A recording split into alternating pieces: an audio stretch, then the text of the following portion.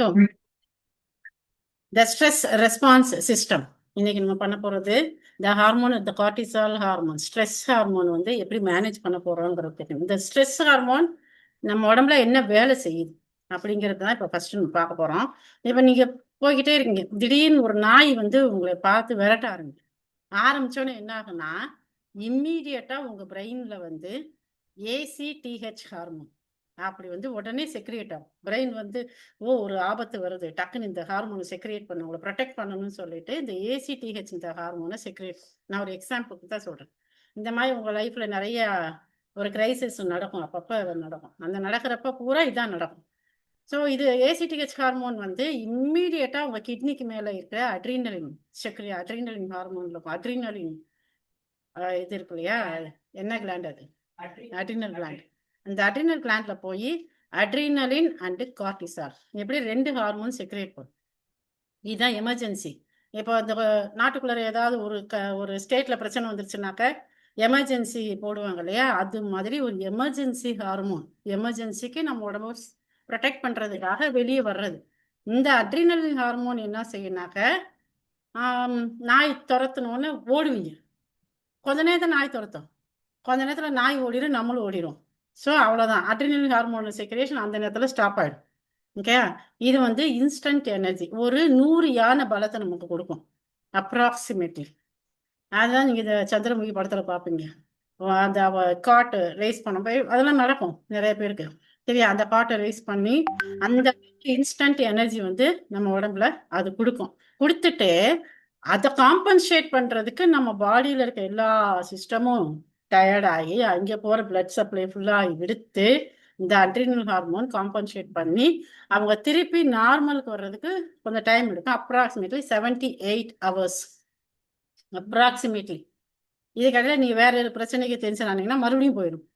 So இதுதான் வந்து நார்மலாக அட்ரினலின் செக்ரேஷனோட ஒரு இது. பட் கார்டிசால் ஹார்மோன் அப்படிங்கிறது இந்த அட்ரினலோட சேர்த்து இன்னொரு ஹார்மோன் செக்ரேட் ஆகும். இதுதான் வந்து இந்த வயிறுலாம் ஒரு மாதிரி கலக்கிற மாதிரி இருக்கும். டக்குன்னு நம்ம எதாவது நினைச்சிட்டு இருப்போம், யாரு கூட ஏதோ ஒரு ப்ராப்ளம் வரப்போகுது, இல்லை நம்ம ஏதோ ஒரு சப்மிட் பண்ண போறோம், அது கரெக்டா வருமா வராதா அப்படிங்கிற மாதிரி அது உள்ள நுழையும் போதே நமக்கு ஒரு கதி கலங்குற மாதிரி இருக்கும்ல, அந்த ஹார்மோன் பேர் தான் கார்டிசால். இந்த ஹார்மோன் வந்து இப்ப ரீசெண்டா என்ன கண்டுபிடிச்சிருக்காங்கன்னா, இந்த ஹார்மோன் கண்டினியூஸா செக்ரியேட் ஆகிட்டே இருக்கு எல்லாருக்கும். அதாவது ஒரு alert mood, fight or flight ரெஸ்பான்ஸ்ன்னு சொல்லுவாங்க.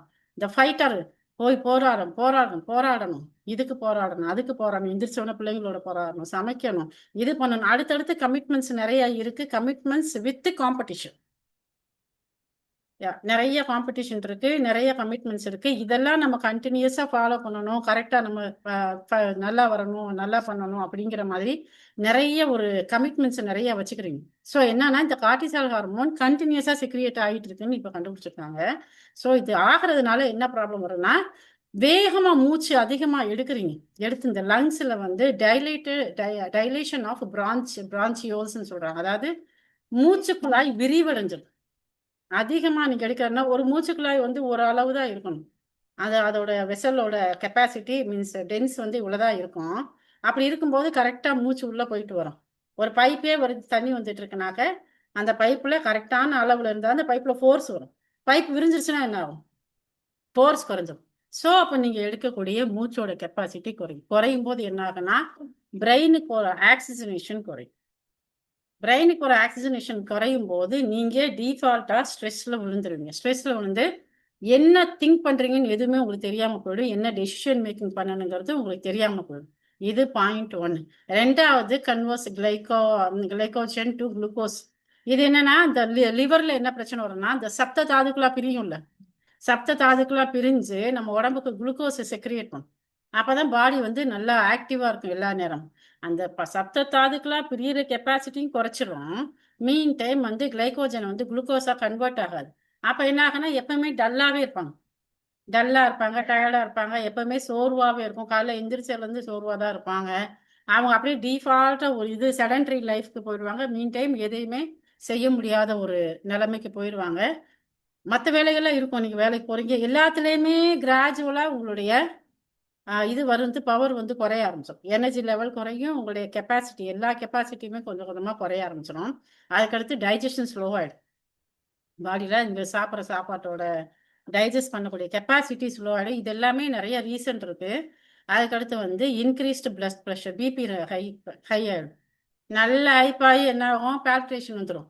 ஹார்ட் படப்படன்னு எல்லா நேரமும் துடிச்சிக்கிட்டே இருக்கும். துடிச்சிக்கிட்டே இருக்கிறதுனால அட்ரினலின் செக்ரியேஷன் இருக்கிறதுனாலையும் ஹார்ட் பால்பிட்டேஷன் வரும்.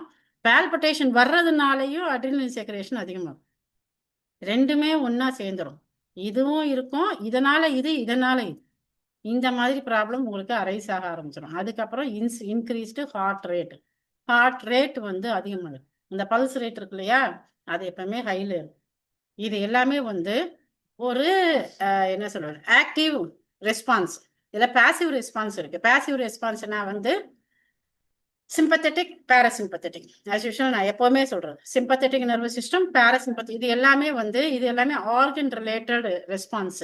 இதே நர்வஸ் சிஸ்டம் ரிலேட்டட் ரெஸ்பான்ஸ்ன்னு பார்க்கும்போது சிம்பத்தட்டிக் அண்ட் பேராசிம்பத்தட்டிக். இந்த சிம்பத்தட்டிக் நர்வஸ் சிஸ்டம் என்ன பண்ணும், எப்போவுமே உங்களை அலர்ட் மூட்லேயே வச்சுக்கிட்டே இருக்கும். இந்த பேராசிம்பத்தட்டிக் நர்வஸ் சிஸ்டத்தை ஒர்க்காகவே விடாது. அதாவது ஓகே பரவாயில்ல, இது விட அப்புறமா பார்த்துக்கலாம், இது அப்புறமா பார்த்துக்கலாம், இதை சரி பண்ணிக்கலாம் அப்படின்னு நம்மளை செல்ஃப் கன்சோலேஷன் சொல்லுவாங்க. செல்ஃபாக நம்மளே கன்சோல் பண்ணி சரி இதை பண்ணிக்கலாம், இதை ஜெயிச்சு வந்துடலாம், இதை பார்த்துக்கலாம் அப்படிங்கிற ஒரு பேராசிம்பத்தட்டிக் நர்வஸ் சிஸ்டத்தோட ஃபைட் ஆர் ஃப்ளைட் ரெஸ்பான்ஸில் ஃப்ளைட் ரெஸ்பான்ஸை மட்டும்தான் ஆக்டிவாக வச்சு, மீன்ஸ் ஃபைட் ரெஸ்பான்ஸை மட்டும்தான் ஆக்டிவாக வச்சுக்கும். கொஞ்சம் கொஞ்சமாக அது ஃப்ளைட் ரெஸ்பான்ஸ் போயிடும். இப்போ ஃபைட் ரெஸ்பான்ஸ்னா எதிர்த்து போராடக்கூடிய கெப்பாசிட்டி, ஃப்ளைட் ரெஸ்பான்ஸ்னா ஓடி போகிற கெப்பாசிட்டி. கொஞ்ச நாள் நீங்கள் பயங்கரமாக எதிர்த்து போராடிட்டு இருப்பீங்க, அப்புறம் ஃபுல்லாக படுத்துருவீங்க. உங்களோட லைஃபே வந்து அந்த ஸ்ட்ரெஸ்ஸுக்குள்ளே போகிற மாதிரி ஆகிடும். ஸோ அவங்க நிறைய பேர் பார்த்தீங்கன்னா ரொம்ப ஆக்டிவாக பண்ணிட்டு இருப்பாங்க, திடீர்னு பார்த்தா அப்படியே டல் ஆகிடும். இப்போ ஸ்டூடெண்ட்ஸ் படிக்கிறதே பாருங்கள், திடீர்னு ஏதோ ஒரு காரணத்தினால டல் ஆகிட்டாங்கன்னா உங்களை திருப்பி வெளியே கொண்டு வரது பெரிய விஷயமா இருக்கும். ஸோ இதை வந்து ஆரம்ப நிலையில் கண்டுபிடிக்கக்கூடிய கெப்பாசிட்டி யார் யாருக்கு இருக்கோ அவங்க எல்லாருமே இதுலேருந்து எஸ்கேப் ஆகிடுவாங்க. நம்ம உடம்புல இந்த மாதிரி மாற்றங்கள் நடக்குது, நம்ம நடத்தையில் இந்த மாதிரி மாற்றங்கள் நடக்குது அப்படிங்கிறத பேசிக் லெவல்லையே யார் யார் வந்து மானிட்டரைஸ் பண்ணுறாங்களோ, இப்போ எனக்கு வந்து நான் ஓரளவுக்கு மானிட்டரைஸ் பண்ணிடுவேன்னு வச்சுக்கோங்களேன். என்னோட கெப்பாசிட்டி இப்போ காலைல 4 மணிலேருந்து 11:30 வரைக்கும், 4 மணிலேருந்து 11:30 மணி வரைக்கும் இந்தந்த வேலைகள் செய்யணுங்கிறது என்னோட எய்மு. இந்த வேலைகளை நான் எப்படி செய்கிறேங்கிறது எனக்கு மட்டும்தான் தெரியும். ஆக்டிவாக செய்கிறேன்னா இல்லை கொஞ்சம் டல்லாக செய்கிறேன்னா, உங்களுக்கு கிளாஸ் எடுக்கும்போது நல்லா தான் எடுப்பேன். இதுக்கப்புறம் என்னோட லைஃப் எப்படி இருக்குங்கிறத நான் தான் மானிட்டரைஸ் பண்ணணும். மானிட்டரைஸ் பண்ணி அதுக்கப்புறம் டல்லாக இருக்கேனா, ஆக்டிவாக இருக்கேனா, எந்துவாக இருக்கேனா, கொஞ்சம் படிக்கிறேன்னா, இல்லை லேசியாக இருக்கேனா, இப்படிங்கிறத நான் மானிட்டரைஸ் பண்ணி அப்போ ஸ்ட்ரெஸ் லெவல் எனக்கு எந்த லெவலுக்கு இருக்குது, அப்போ ஸ்ட்ரெஸ் லெவலை குறைக்கிறதுக்கு நான் என்ன பண்ணணும் அப்படின்ட்டு என்னையே நானே கன்சோல் பண்ணி கன்வின்ஸ் பண்ணி இதை பண்ணலாம், அதை பண்ணலாம், இதை பண்ணால் நமக்கு நல்லா இருக்கும், அதை பண்ண ஒரு பாட்டு பாடலாம், ஒரு டிராயிங் பண்ணலாம், ஒரு இது பண்ணலாம் அப்படின்னு சொல்லிட்டு என்னைய நானே சரி பண்ணி எனக்கு நானே ஒரு என்ன சொல்லுவாங்க கவுன்சிலிங் கொடுத்து நான் என்னை சரி பண்ணிக்கக்கூடிய கெப்பாசிட்டி இருந்தால் நம்ம இதுலேருந்து தப்பிக்கலாம். அப்படி இல்லாத பட்சத்தில் இது இந்த மாதிரி எல்லா பிரச்சனைகளுக்குள்ளையும் கொண்டு போய் விடுச்சுன்னா எதையுமே நம்ம ரீகெயின் பண்ண முடியாது. இப்போ பிரான்சிலோஸோட இது எக்ஸ்பேண்ட் ஆயிடுச்சுன்னா ரீகெயின் பண்ணுறது கஷ்டம். இந்த லிவரோட ஃபங்க்ஷனை ரீகெயின் பண்ணுறது கஷ்டம். உள்ளே போய் நம்ம எதுவுமே பண்ண முடியாது. போய் கையில் வச்சு தொடச்சி அந்த லிவரை தொடச்சி விட்டு நம்ம எதுவுமே பண்ண முடியாது. உங்களுடைய டைஜஷன் ப்ராசஸை ரீகெயின் பண்ணுறது கஷ்டம். எல்லாத்துக்குமே டேப்லெட் ஹெல்ப் வேணும். Tablet also another side effects நிறையா இருக்கும். அகெயின் பால்பிட்டேஷன் ரீகெயின் இதை வேணால் கொஞ்சம் பண்ணலாம். ஹார்ட் ரேட்டை ரீகெயின் பண்ணுறது யோகா மெடிடேஷன் இதனால் பண்ணலாம். பட் அதுக்குமே நீங்கள் மைண்டு தயாராக இருக்கும். யோகா மெடிடேஷன் பண்ணுறதுக்கும் நீங்கள் தயாராக இருக்கும். இது எல்லாமே கம்பைன் பண்ணி வர்றது தான் ஸ்ட்ரெஸ் ஆகும். இதை ஒரு ப்ரீஃபாக வந்து ஸ்ட்ரெஸ்ஸை பற்றி உங்களுக்கு நான் சொல்கிறேன். ஸ்ட்ரெஸ் இது வந்து இன்னைக்கு இருக்கிற எல்லா என்ன சொல்லுவாங்க ரிசர்ச் வேர்ல்டு லெவலில் எல்லா